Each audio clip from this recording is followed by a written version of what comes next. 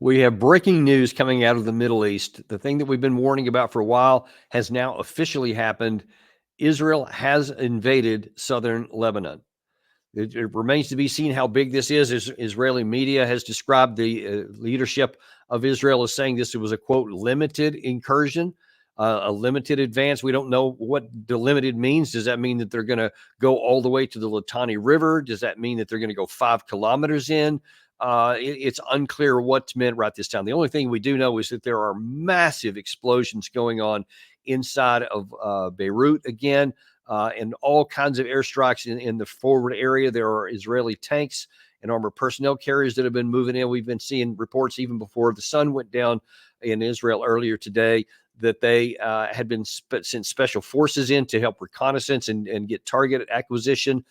There's lots of confusing information coming out. No surprise when you have an invasion like this, especially overnight when there's lots of the media in Israel is actually under a ban. They're not allowing their local media to report on anything that's happening, in no locations of where troops are going in, et cetera, in order to remain operational security. The Arab media, on the other hand, is under no such limitations, and they are trying it. I was actually just on an X Spaces with Mario not long ago, and there was a lot of breaking news and some people who were on the ground inside Lebanon, some as close as 5 or 6 kilometers away from some of the fighting, were reporting on that venue live. And so we got to hear from them, and they were reporting all kinds of the sounds of armored vehicle moving. They said lots of explosions, what sounded like tank fire.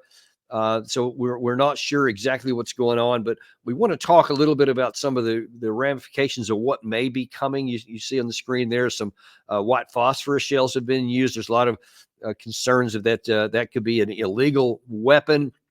It depends entirely upon how it's used. We actually have those exact shells in American inventory. When I was an artilleryman, we actually had those on our howitzers. So it depends on how they're used, but that is one of the things going on there. They could be used for signaling, for smoke, for diffusion. It could be to burn enemy equipment, et cetera. So we don't know, but the bottom line is that this is appears to be a full-fledged invasion into southern Lebanon. And as we've been giving you information, they have mobilized a number of reserve brigades. They've been moving some of their combat forces out of the Hamas area in the Gaza Strip and up into this area here. And part of the reason they may say this is a limited incursion is just because Israel is limited in how much force they actually have, how many troops they have, and all of the weapons of war, the ammunition, the logistics, the supplies, just simple things as much as like water for troops, food for the troops, all these things, the lubricants, the cleaning equipment. I mean, it sounds kind of inane, but those are things that are absolutely essential to maintain an offensive. And so far, the Israeli forces, the Israeli leaders have openly and publicly announced that the invasion has begun, but they have not yet given any objectives. And that's one of the first things I'm going to be looking for to find out, what are the parameters that they have set? Do they have attainable military objectives? And as we've been talking here a lot, it's hard for me to imagine they're going to come up with something good, because the amount of troops that they have, the amount of ammunition that they have, is limited in relation to that whole area there. Basically, the width and the breadth of Lebanon, and then up to the Litani River, which I've shown you a few times here, about 25 kilometers away. We had last week Naftali Bennett and some of the other Israeli leaders. I think Daniel Hagari was one who said that the objective is going to be push Hezbollah all the way back to the Litani River. Now, especially coming in light of the fact that they have assassinated Hassan Nasrallah, the leader. They have killed a large number of senior generals. They have decimated the command and control systems, the communication systems, especially of many of the strategic forces up in the north. And so Hezbollah has been severely damaged by what's happened up so far, and it's going to really harm their ability to defend against Israel, especially coming in the dark like they're doing right now. However, there's a big asterisk on that, and we need to be sober-minded on what's going to be expected here. This is not going to be like some kind of Desert Storm deal where we had a shock and awe, and once we had all these big explosions. Actually, some of those that Gary was showing a second ago are reminiscent of some that we had in Baghdad when that war began in March of 2003. And then you had these big columns of tanks and Americans rolling in, and within a month, Baghdad was taken. Don't expect anything like that here. The terrain is radically different. The amount of Israeli forces are dramatically smaller than anything that we had, whether during Desert Storm or during Operation Iraqi Freedom. And the terrain itself is much more difficult. Remember, the Hezbollah side has been really preparing for this since the end of the 2006 war, but especially over the last decade or so, they have been building, significant defensive positions that have probably minefields in various ports or places where they're probably placing them right now. I would wager. They have mobile anti-tank teams, shoulder-launched rockets, not unlike what you probably saw of the Ukrainian forces when Russia invaded in February 2022. So you'll have lots of hit-and-run kind of tactics. These troops are trained for guerrilla-type warfare. They're trained to fight in this area, and no doubt they've done lots of rehearsals in their area of operation. So these groups are formed so that they can fight independently. If they lose all their communications, they know what they need to do in their area, and they probably have rehearsals.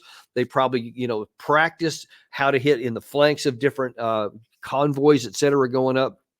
So this will be a very, very difficult and bloody fight for the Israeli side, no matter what. Concurrently, we have the United States announced earlier this afternoon that thousands more American soldiers are going forward and being sent to the region, and especially air power. F-15 Strike Eagles have been sent, F-16s, F-22 squadrons, all have been added on top of what's already in the region. And one of the questions that we need to be asking is towards what end? We have no mutual defense treaty with Israel. We are not a part of any kind of a war against Hezbollah. So the United States military should not be sending any extra forces in there. And of course, the big concern is, does somebody think that we're getting ready to fight Iran? Because that would literally imply a state-on-state war. If we fought against Iran, or against anyone for that matter, that is a war. And that cannot be ordered by the President of the United States if we're going to follow the rule of law. If we're going to follow the 1973 War Powers Act, the U.S. Constitution, it requires congressional authorizations first. The only exception is if the United States or its troops are being directly engaged by an enemy force or are about to be. None of those conditions exist. Ergo, if we're going to follow the rule of law, before President Biden gives one order for one American to get anywhere near harm's way, he has to get congressional authorization. Now, sadly, the way that Congress is these days, they'll probably give that authorization if asked. But nevertheless, we need to have that conversation, and that debate needs to take place in the public, in the open, so that the American people get to weigh in. Because if we're going to be drawn into another war, then we have every, not just right, but we demand the right to actually have our say first.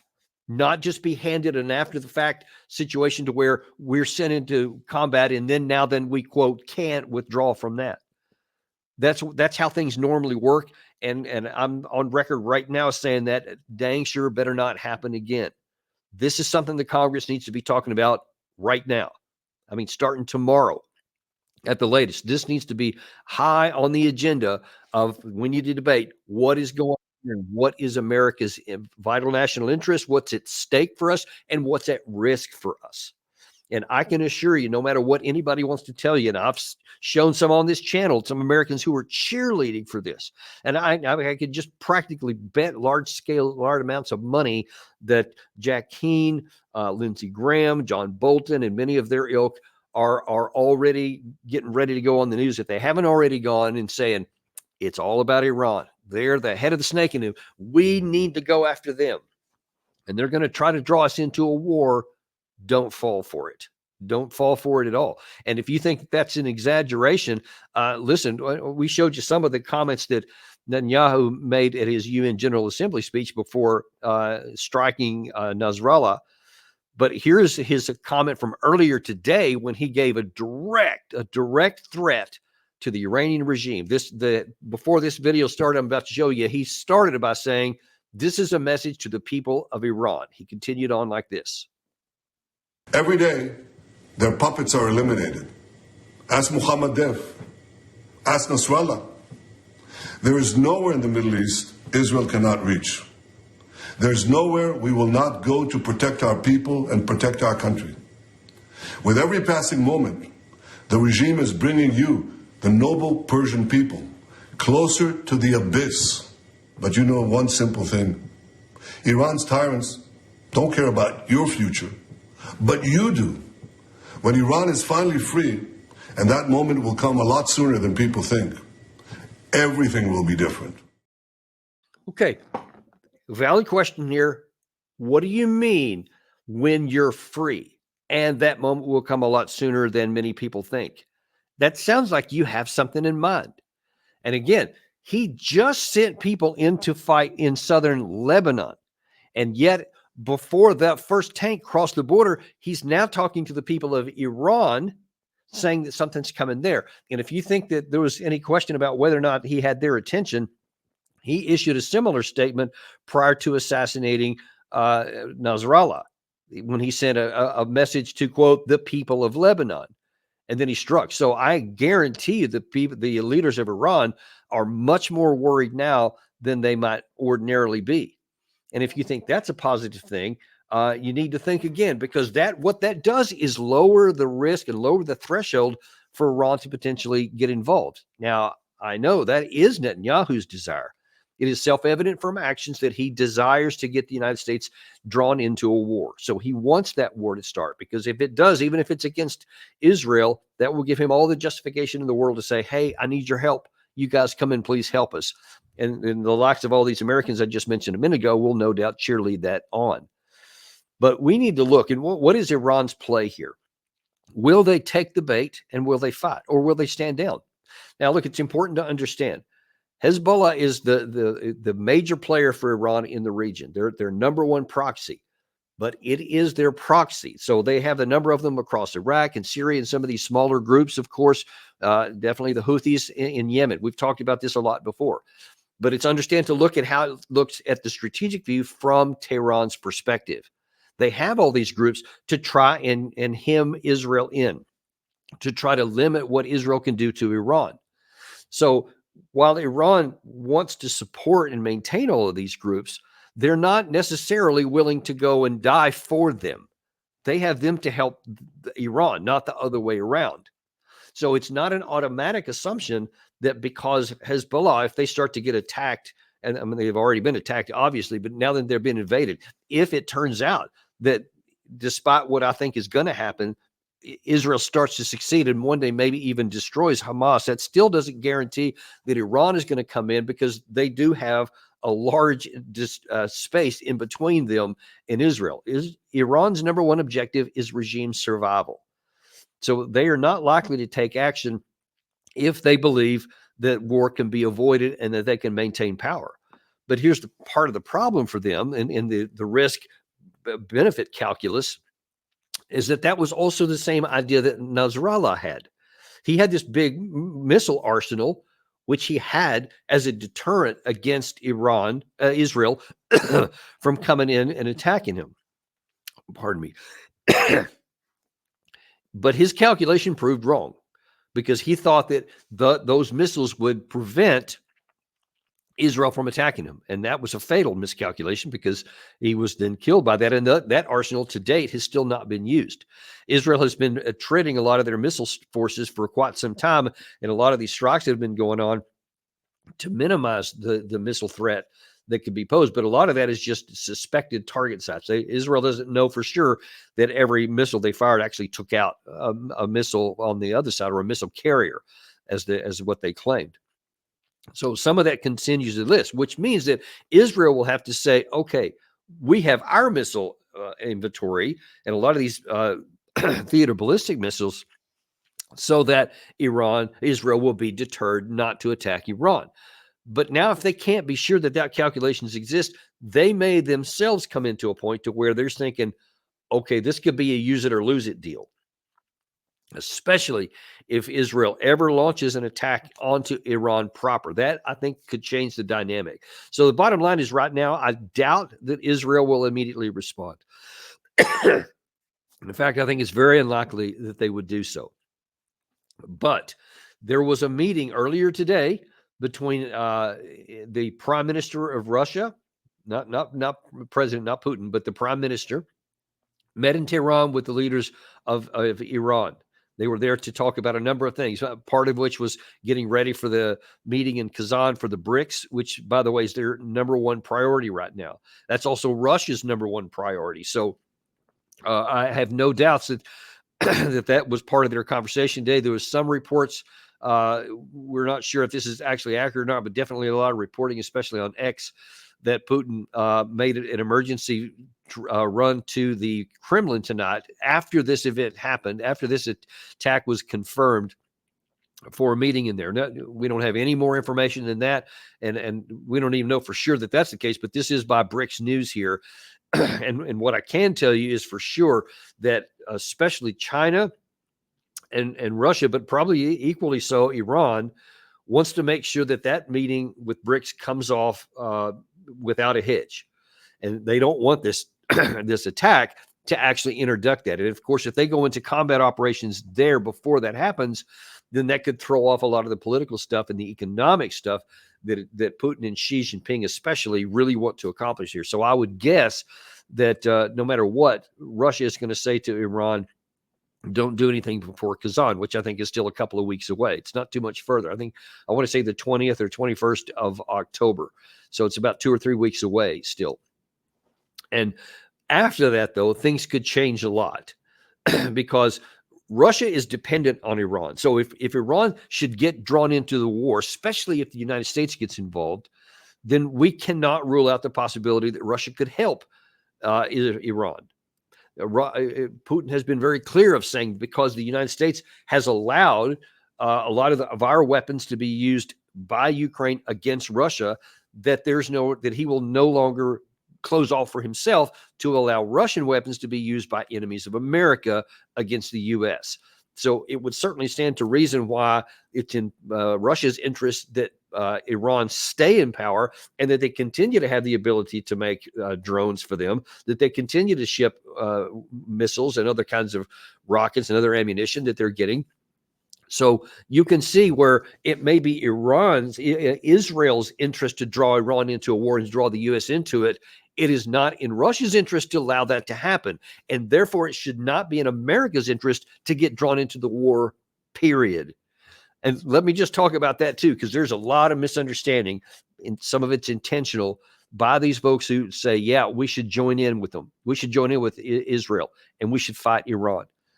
Folks, if you think the Iran or the 2003 Operation Iraqi Freedom war with Iraq was a bad move, that is nothing compared to what would be if we got sucked into a war here against Iran. Because number one, Iran is substantially larger than Iraq was. But number two, they're also a lot harder to get to. So our ability to go to war with Iran would require hundreds of thousands of ground troops to go in to eliminate. Now, I know there are so many people who say, no, we wouldn't have to use ground troops at all. I bet Jack Keane would be leading this charge. All we got to do is fire a few missiles. This is an air power deal. That's all you got to do. You can blow up a lot of stuff with air power, even if Iran got some air defense weapons from Russia. What they have and what they might get is insufficient numbers to protect the whole country. So we could definitely get a lot of stuff through there and cause tremendous damage, and we could blow up all kinds of stuff. No question about it. You can't win a war that way. You can fight that way, but you can't win a war that way unless you go in on the ground and defeat the enemy forces and take them out. They will keep fighting. They have their own missiles. And by the way, they also have an even bigger card than that. They have the ability to shut down the Strait of Hormuz, which would just send oil prices through the roof for the entire world. It would cause problems, ripple effects in economies all over the world. And our economy is not exactly a picture of strength that if you suddenly popped up the price of oil by scores or perhaps even $100 per barrel, which is not at all unreasonable if the Strait of Hormuz gets shut down, that would cause problems for ourselves. And we've already seen what happened when we thought we were going to harm Russia with sanctions, et cetera. That's nothing compared to what would happen to our economy if the Strait of Hormuz gets shut down. Now, Iran's not going to do that unless they feel it's an existential threat for them, because that also deprives them of the money. So it's not a situation they would take lightly. But my point being that if we get into a war with Iran and they think that their government is threatened, there's lots of actions that they could take. And by the way, all of these American bases that are all in this region, all of them are subject to Iranian missiles, and they're vulnerable to them in ways that a lot of these proxies that have been firing are not vulnerable, because the weapons that Iran has that they could fire, these precision missiles that they have, and they've shown the ability to have pinpoint strikes, even in Saudi Arabia a couple of years back. They could decimate our forces in the area. If it gets into a war, we could suffer lots of casualties. And again, you can fire lots of missiles, but unless you go in on the ground, you cannot defeat Iran. You can harm them only, but they have the ability to harm us back too. They don't even have a force. They don't even have the potential to invade Israel. They can only shoot missiles. That's all they can do, or just cause mayhem in the area. But if you unleash this, I'm telling you, this could be so much worse than anything we have faced so far. And of course, you can't extract this out of the big geopolitical global situation, with the whole situation in the Russia-Ukraine war potentially on the verge of collapse for the Ukraine side, or things going on in the Indo-Pacific area. That's just staying even hot, especially things going on with the Philippines and other things with Taiwan. We're trying to send a lot more weapons to Taiwan, and that's obviously angering China. And listen, all of these things keep coming from an inventory of American ammunition, especially, that's already close to the breaking point. We cannot afford to get into a war where we have to fight and then use a lot of these weapons and then still think you're going to give a bunch to Taiwan, a bunch to Ukraine, and a bunch to Israel at the same time we're having to expend them and just hope like hell we don't get into a war anywhere else. Because we just don't have enough ammunition or capability for that. It would be a massive mobilization where we would have to go into a wartime footing. And that has all kinds of ramifications, both for our forces itself and also for our economy, on top of the situation, which would, like I said, with Strait of Hormuz. Everything bad can happen. I know we've sent forces to the region already, and I know there's just this reflexive hatred of anything Iran, and everybody wants, or not everybody, but many people want to go and fight Iran. Let me just put the brakes on this and pour some cold water on this and tell you, don't do it. Don't go down that path, because we don't have the resources or the capacity to engage in a sustained combat operations. We should not even try. This is the time we need to tell Israel, cool your jets. Just you've made an incursion in there. Let it be some kind of demonstration and then come back. And then let's get into some diplomacy. That's what still can happen, even as late as this is, if it appears to be only if Biden is willing to say, all right, y'all done your stuff and you've ignored all my warnings. You crossed the last red line. My last red line has been crossed. That's it. You're on your own now. You think you want to keep having all these huge air and missile strikes, this sustained situation? Good luck making them for yourself, because you're done with us. We're not going to give you any more. That's what should happen.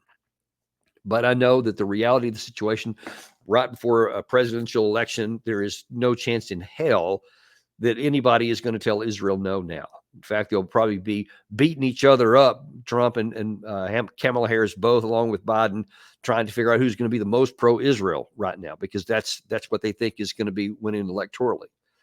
Oblivious to the fact that doing that could be the very cause of a significant collapse of our empire, and a harm to our way of life, and a harm to our troops.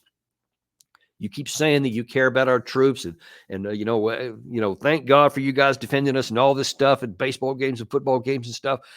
I don't care about any of those words if your actions are going to send our men and women into a combat zone where they can be killed and they're not even needed to fight, because our security is not at risk. We need to stop, put the brakes on this right now before this goes any further. All right, well, that's all we got for you. That's all we really know right now. I apologize for my voice. I've been on the air a lot today. But we're going to keep you appraised on this every bit of the way. We're going to give you, the analysis of what's happening and the risks and the possibilities of different courses of action we can take all the way through. We're going to be with you the whole way. Thanks for joining with us, and we'll see you tomorrow on Daniel Davis Deep Dive.